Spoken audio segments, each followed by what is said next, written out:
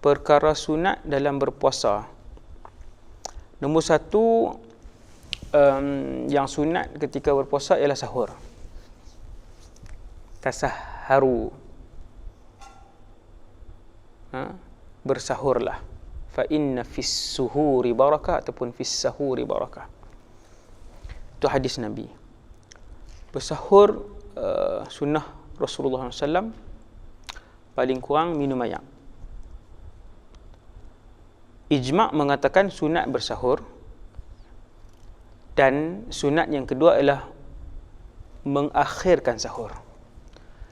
Hari ini saya tengok orang-orang hari ini bersahur, alhamdulillah, 12:30 malam. Bersahur, anak-anak muda terutamanya, 2 pagi. Bersahur 11 malam sahur dia. Sunat kita mengakhirkan sahur, baru dapat barakah tu. Dan kadang-kala bila bersahur terlalu awal, tak dapat pahala bersahur, rugi, no? Kemudian muka surat 46, sahur dalam waktu imsak. Kan imsak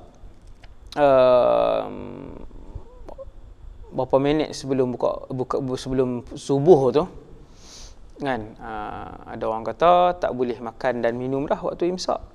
Betulkah? Boleh meneruskan makan sahur walaupun sudah masuk waktu imsak sebelum subuh. Imsak ni sebelum subuh lah. Imsak ni sebelum subuh. Jadi ada orang sebut waktu imsak tak boleh makan. Tak betul. Waktu imsak boleh makan. Boleh meneruskan makan sahur walaupun sudah masuk waktu imsak. Walau bagaimanapun, sunat berhenti makan sahur ketika sudah masuk waktu imsak, iaitu kadar membaca 50 ayat Quran. 50 ayat, berapa muka surat? Kan, 50 ayat ni, satu muka surat ada 15 baris. Kita kata dalam 2 muka surat lah, lebih kurang kan, 2 muka surat. 10 minit lah. Sunat berhenti sekadar 50 ayat, sekadar membaca 50 ayat. Sunat tidak makan ataupun berhenti makan sahur ketika sudah masuk waktu imsak, iaitu kadar membaca 50 ayat. Sunat lah, bukan wajib.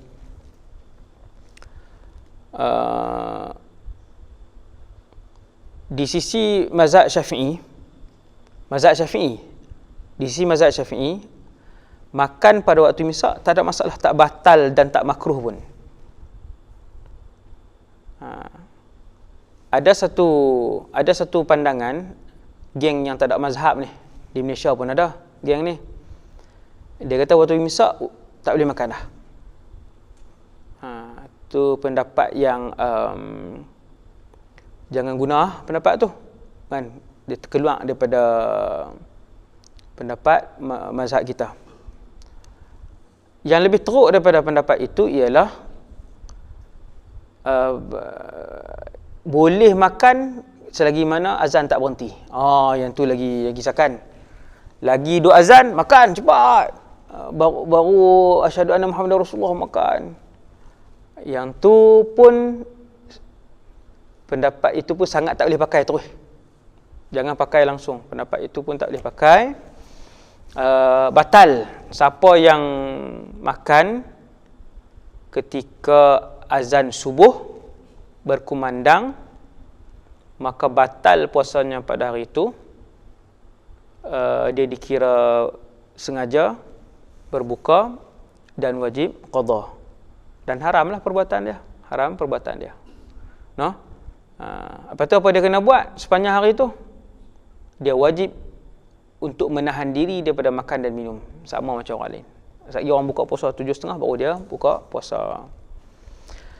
Makan sahur yang sunat bermula selepas tengah malam. Tengok. bermula selepas tengah malam. Jika seseorang makan sebelum tengah malam, maka dia tidak mendapat pahala sunat dan ia tidak dianggap sahur, tapi makan biasa saja. Makan isi perut. Makan tak ada pahala apa. Benda harus. Dia sahur pukul 8 malam, dia sahur. Tak kira. No, dia mesti selepas tengah malam. Afdal bersahur pada sepertiga malam yang akhir. Kalau malam kita bahagi 3, 8, 9, 10, 11, 12, 1, 2, 3, 4, 5, 6. Kita katalah 10 jam. 3 jam setengah, 3 jam setengah, 3 jam setengah kan. 4 jam ke. Kira yang paling afdal sekali daripada pukul 3 sampai pukul 6. Itu yang paling afdal sekali. 3 sampai pukul 6 itulah waktu bersahur yang paling afdal. Lagi afdal, lagi hampir dengan subuh. Contohnya subuh jam 6, contoh pukul 5.30 mula makan. 5.15, 5.30, 5.45, 5.50 selesai dengan ayak apa semua. Kumuk-kumuk, gosok gigi semua selesai. 5.50. Berhenti. Yang tu yang paling baik.